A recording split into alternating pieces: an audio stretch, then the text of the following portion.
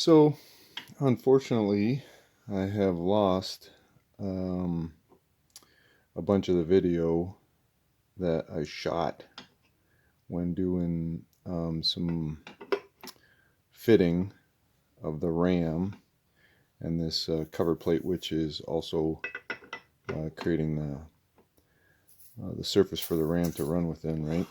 And but the gist of what I did is with the main housing on the surface plate, I was verifying, because if you remember, there was some shims in this cover plate and stuff. So I wanted to see what was going on here. And with the main housing mounted on its mounting surface, this RAM was running parallel to the surface plate. The surface down inside here, the surface down in here was running parallel. These two were running parallel. So what was happening was, on this surface here, I'm not sure who got to it before me, but this was not coplanar with the bottom surface. So I guess it wouldn't be coplanar, it would be parallel to that bottom surface. What I was doing was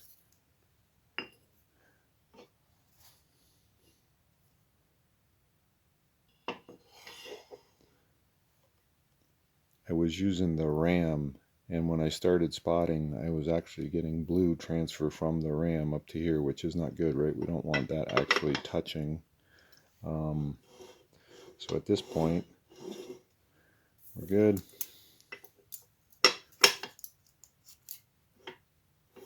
And then we're just, I don't know, I think it's about a half a thou in there. So that's working well now. And then the next project that we got to get going here is the end of this, where the tooling mounts on. It's chewed up pretty good. And I think I've got a unique, I guess it wouldn't be unique, but I have a solution for how to mount this and how to remachine that. The only thing I'm deciding on right now is, what is the repair here? What kind of material do I want to put back in there? Do I want to weld that? Do I want to braze that? So anyways, that's the next step, is to get that fixed up.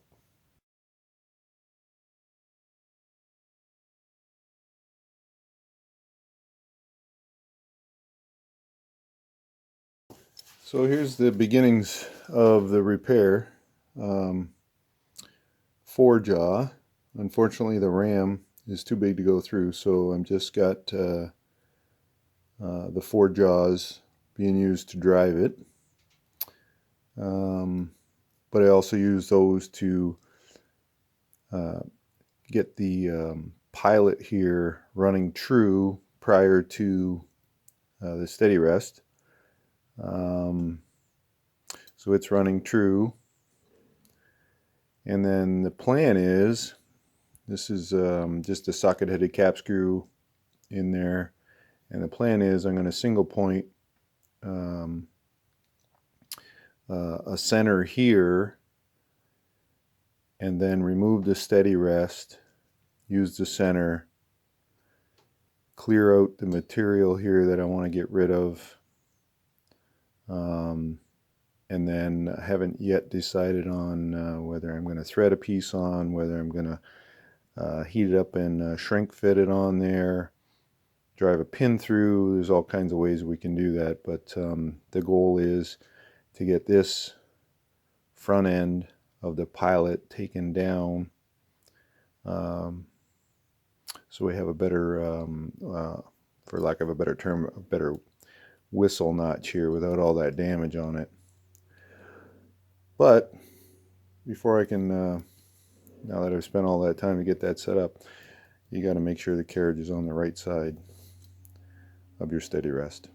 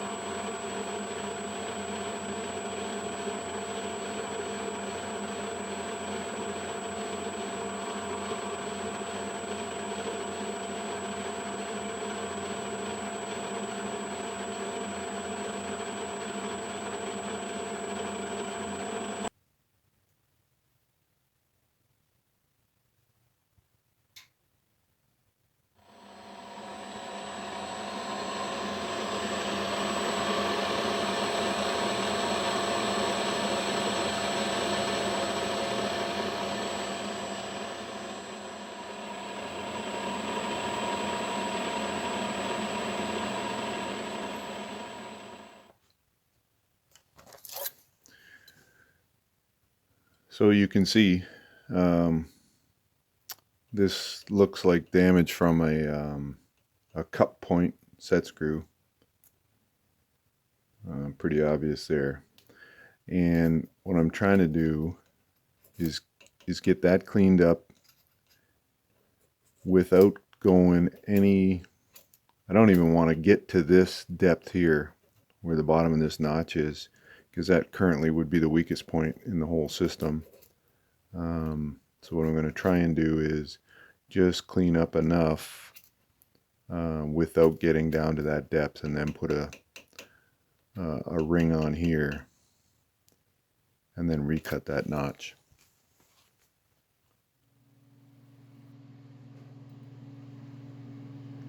You can just barely make out that last one there. Everything else is cleaned up.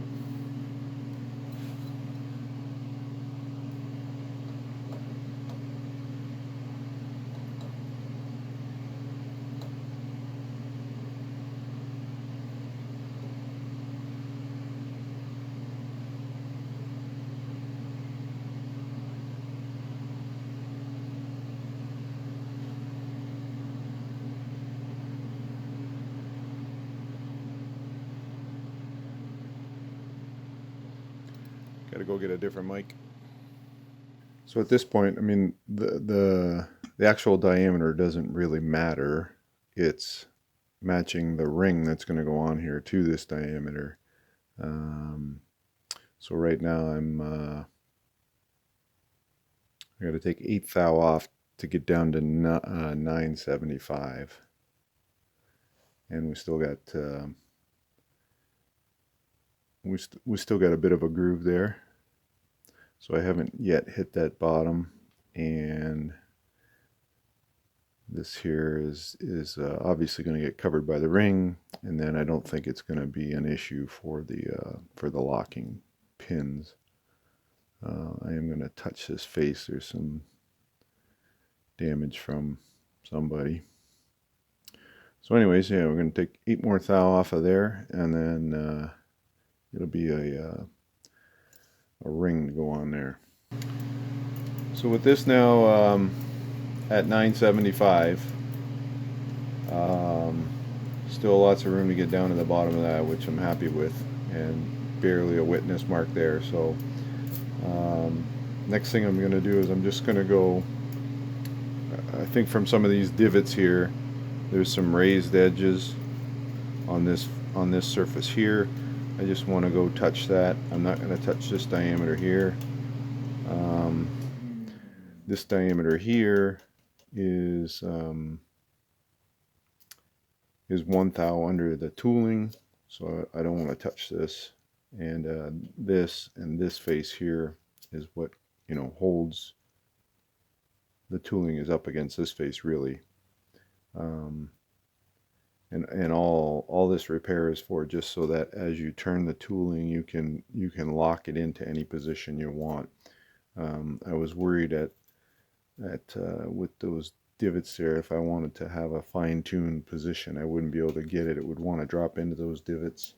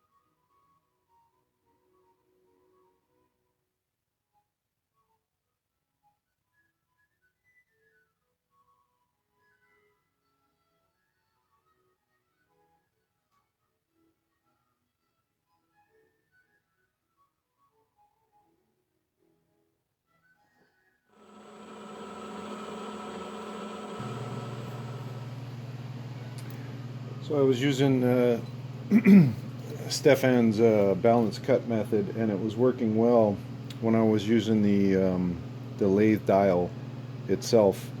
Um, I decided I would try and get a better accuracy on my last pass, and I set up the dial indicator here and made the move there. When I looked at the dial, I noticed I was out about 2 1/4 thou, and I took a pass anyway. Luckily, um, the the part is still undersized for what I need, and I've just done a small test pass here with a 2 thou movement to try and um, anticipate some less tool pressure on this final cut, and I think I got it.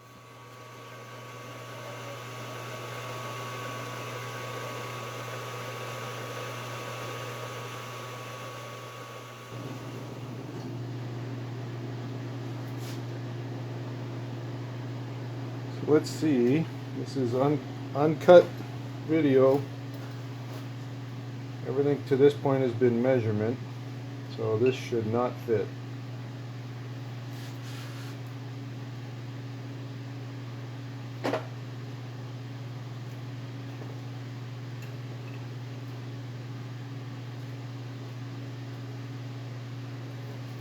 So that's good.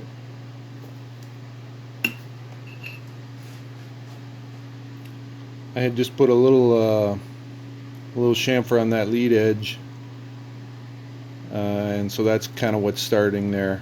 So I'm going to take this down, get it close to the width I need, and then we'll try and heat it up. So the first attempt is going to be with the bearing heater. So here goes nothing.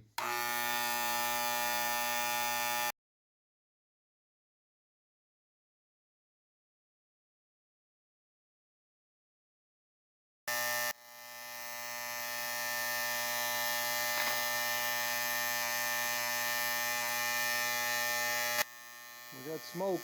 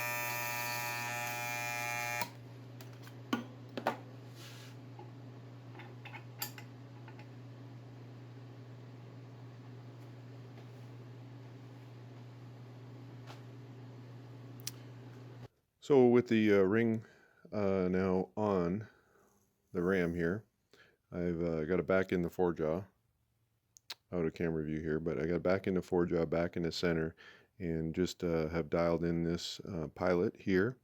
So we're running good there. And surprisingly, this guy's only out, I don't know, about 4 thou relative to this pilot here. And that was machined in a different chuck and a different setup, right? So that's good. So now we just need to touch off on this diameter, pick this clean, and then put the groove in. So I've just gone in and just touched off on the ring here, and so it's going to be 10 thou a side. So I'm going to make that in one pass.